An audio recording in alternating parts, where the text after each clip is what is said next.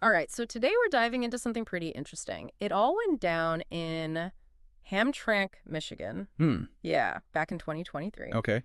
And it started with, well, flags, believe it or not. Flags, wow. Yeah, flags. Seems simple enough, right? You think so? But this whole thing blew up into a huge debate about freedom of religion, And the flip side, too, freedom from religion. Two sides of the same coin. You got it. So Hamtramck, they decided to ban certain flags, LGBTQ plus pride flags specifically. On city property. Yep. And, well, Hamtramck has a big Muslim population. It's interesting. So, yeah, things get a little complicated. We're talking religious freedom, immigration, that whole can of worms. Right, right. Because it makes you wonder, can all of that coexist?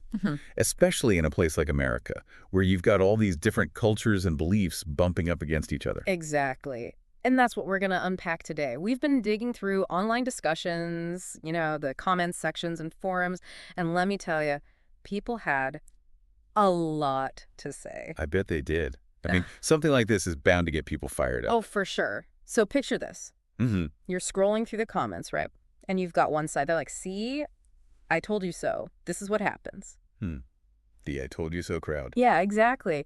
They see this whole flag ban as like proof that their worries about Islam were valid all along. Like, can Islam really get along with Western values? That kind of thing. And it often ties into anxieties about immigration, too, doesn't it? The idea that when a bunch of immigrants come in, it somehow threatens the culture that was already there. Yeah. It's a tale as old as time. Totally. And it wasn't just subtle hints at this stuff either. We're talking straight up comments like, Islam just doesn't fit in with our way of life. Wow. Yeah. And this is what happens with mass immigration. So it got pretty intense. Oh, yeah. And the thing is, it wasn't just about flags on flagpoles anymore. It became about something much bigger. It got real fast. And that's when things get really interesting, because you've got these strong reactions, but then another side of the conversation emerges. You start seeing folks pushing back a bit, saying, hold on a second, haven't we seen this kind of thing before with other religions too? Right, like it's not just an Islam problem. It's exactly that. They're pointing to things like Christians trying to get books banned from schools. Oh, yeah. Or opposing same-sex marriage and using religion as the reason. It's like, hey, we've seen this movie before. Right. It becomes less about one religion and more about how any religion can become a problem if you take it too far. It's that whole slippery slope argument. Exactly. And then on top of all of that, you have people bringing up this whole philosophy thing. Oh, yeah. The paradox of tolerance. The what now? The paradox of tolerance. Basically, it's this question. If you believe in tolerance, right, should you tolerate people who are intolerant? That's a tough one. Yeah, it's like if you let someone yell fire in a crowded theater, right, even though they have freedom of speech, you're putting everyone in danger. So how does that apply to this whole Hamtramck situation? Well, you had people in the comments really struggling with this question, Yeah. Like some people were saying, okay, religious freedom, that's important. But it doesn't mean you can force your beliefs on others. Especially if it takes away their rights. Exactly. And that's the whole debate, right? Where do you draw the line?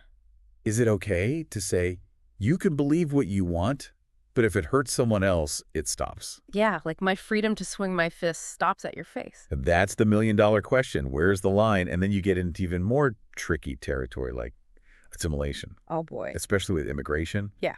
If you come to a new country, should you have to adopt all of their values, even if they clash with your religion? That's a tough one. Some people were saying, look, if you're going to live in America, you got to embrace the whole package, as diversity, inclusivity, the whole deal. And others are saying, well, that's not really fair, is it?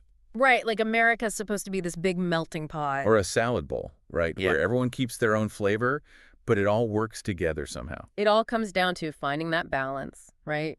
Respecting different beliefs, but also making sure everyone is treated fairly. Exactly. And that's where things get really interesting, because it's not just a theoretical debate. Right. These are real people's lives we're talking about. Because when you're reading through all these online discussions, it's easy to forget that, right? It's easy to get lost in the back and forth, the arguments. Yeah, and then you come across something that just stops you in your tracks. A story.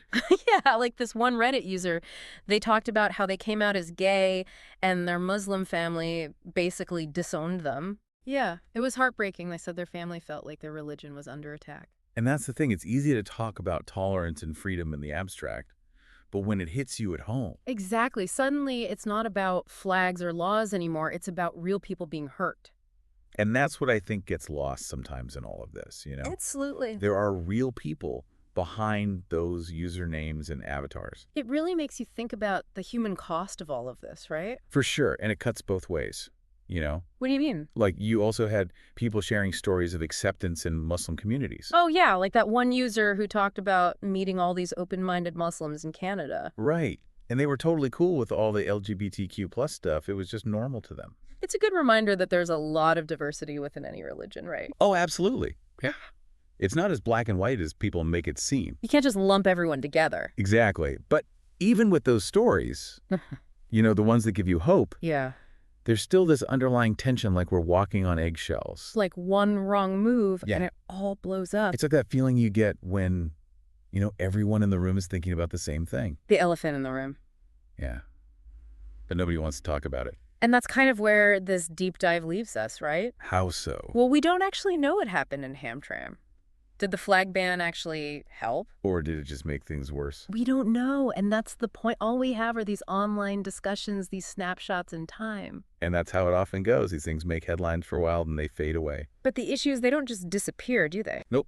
They stick around simmering beneath the surface. Shaping the way we see the world, the way we interact with each other. And that's why I think these deep dives are so important. Because they force us to confront these uncomfortable truths. To have those difficult conversations that we usually avoid. And maybe, just maybe by talking about it, by understanding each other a little bit better. We can start to bridge those divides. So to our listener out there, we'll leave you with this. What will you do with all of this? These stories, these questions, they're not just abstract ideas. They have real-world consequences. So what will your response be? The conversation starts here, but it doesn't end here.